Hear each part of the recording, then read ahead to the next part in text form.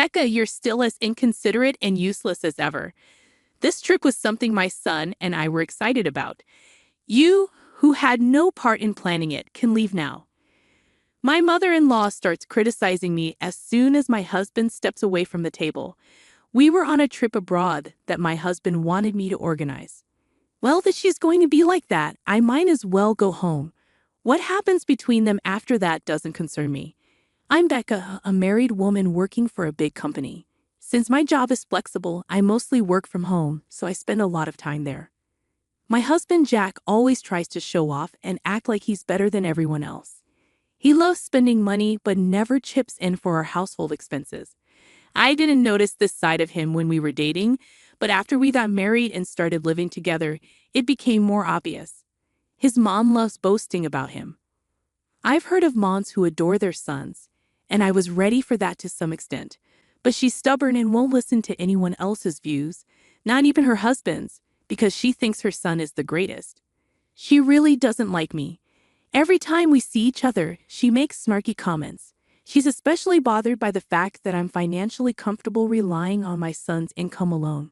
She keeps pestering me, saying, "You're still young. You should get a job outside the house."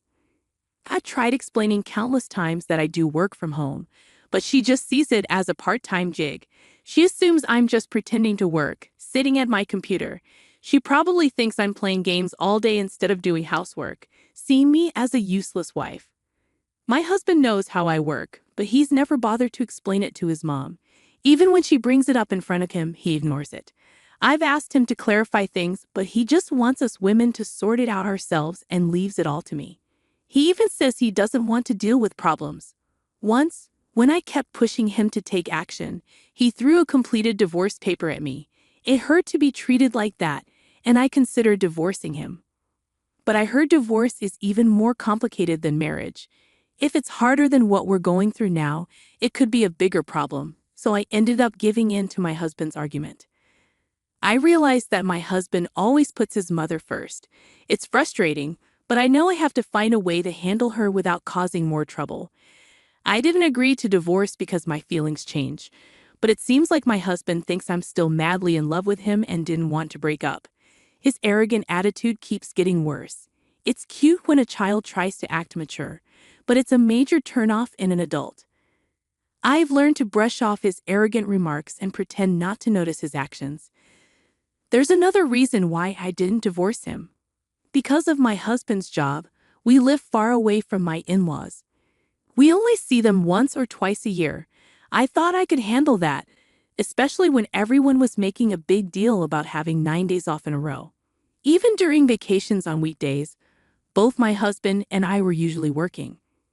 For me, American holidays don't matter much since I adjust my schedule based on international needs. And for my husband, he simply wasn't taking 9 consecutive days off according to the calendar. When he came home after his first day back at work, he suddenly said, "Let's go on a trip abroad."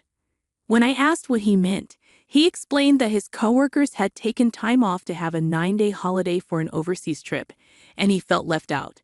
He was quite proud of his idea, but it just left me baffled by his childishness. But since I haven't traveled this year, I suggested we take a trip within the country. My husband has never traveled overseas, so if we were to go abroad, he'd need to get a passport. It wouldn't be an issue with you. You're fluent in several languages. I studied abroad and traveled a lot before marriage. Besides English, I can speak Spanish and a bit of Chinese if needed. When my mom back home got into Korean dramas, I learned Korean with her, but I haven't had much chance to use it, so I'm not very confident. Sure, I might be better at languages than my husband, but getting passports isn't as easy as he thinks. I tried to convince him to travel abroad in the summer or winter, but he wouldn't budge. Instead, despite having no experience, he chose the destination, took time off without permission, and expected me to handle the logistics. It's not a guided tour. Why should I deal with strangers?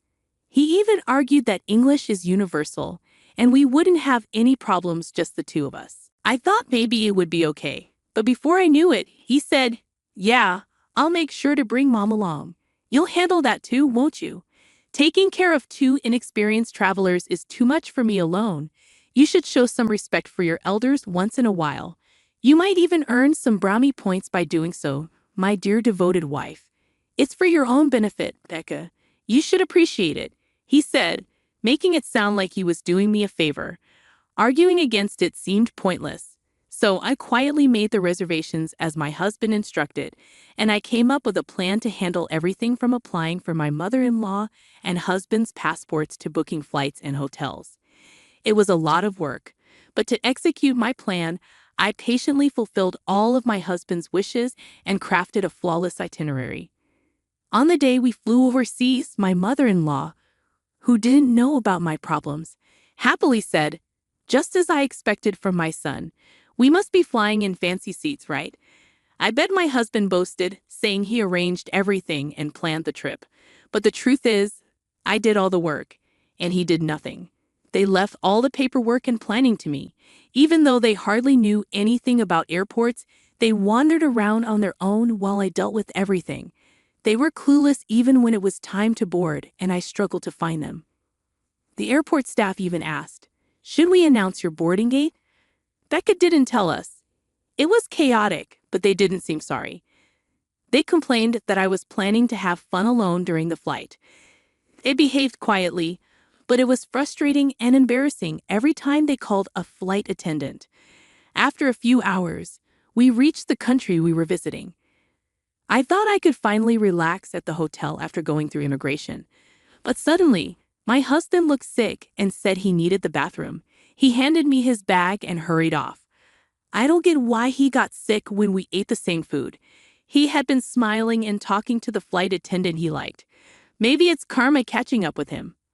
Then my mother-in-law started complaining, saying, Becca, you're such a thoughtless daughter-in-law. How long are you staying here? My son planned this trip for me, just the two of us. You're just here for a free ride. You don't even work. It's bold of you to think you can enjoy this trip without contributing. Go home, I replied. Are you sure? I can't enjoy myself with you around. She said, okay then, I'll leave. So I gave my husband's suitcase back to my mother-in-law and kept only my small bag.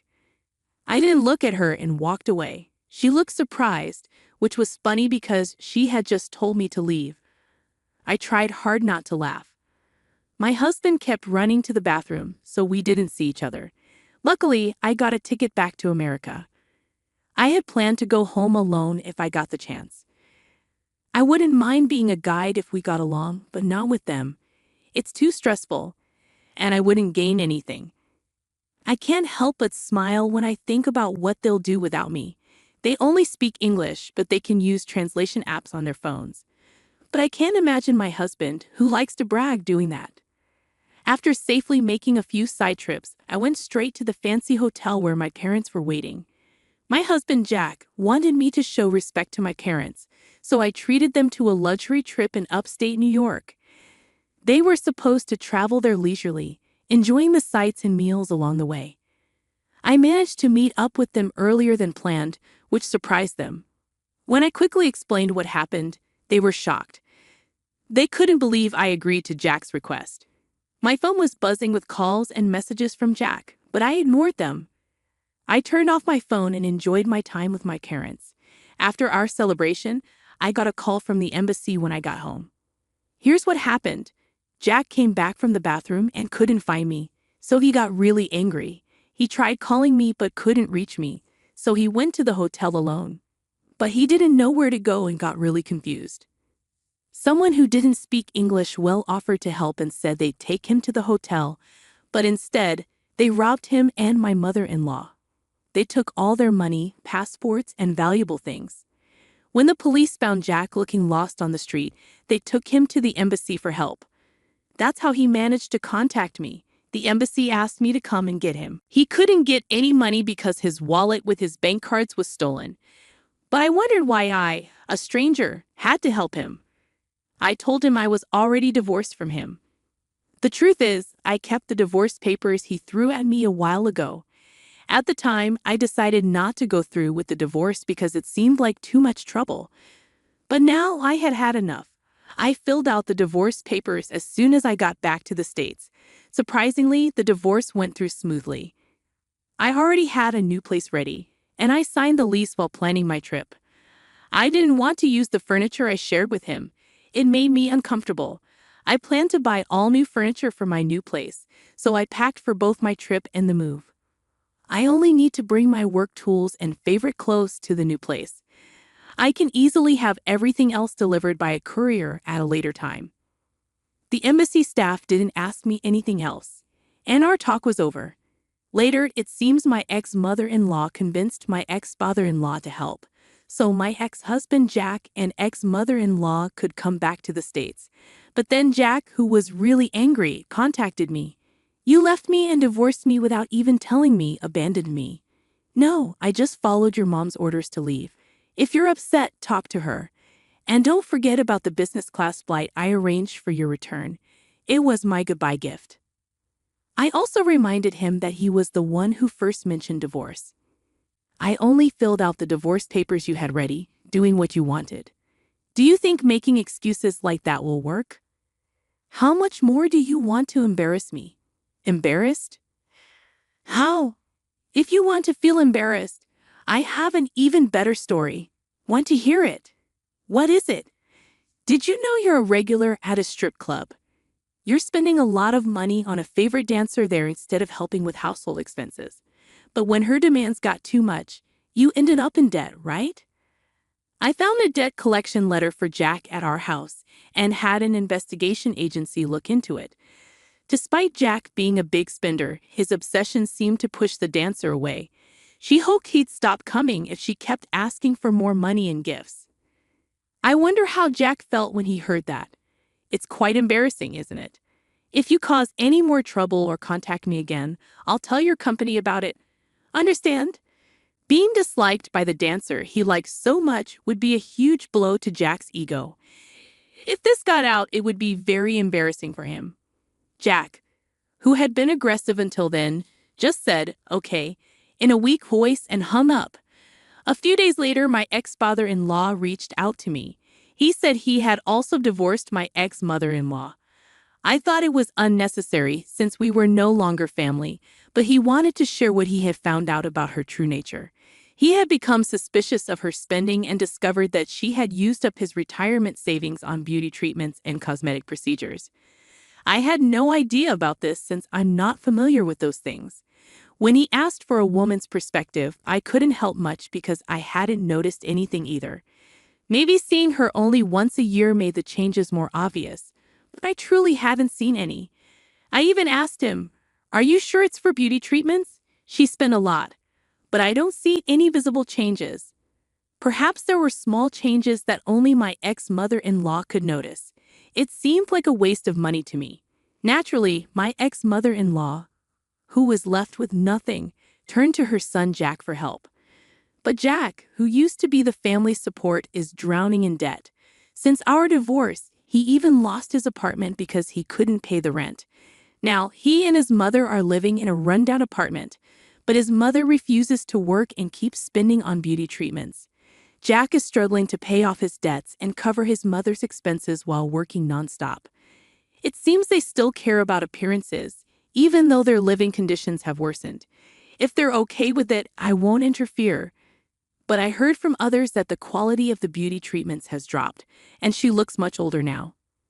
As for me, I appreciate the peace and freedom to focus on my work without anyone controlling me. It reminds me of the importance of living within my means.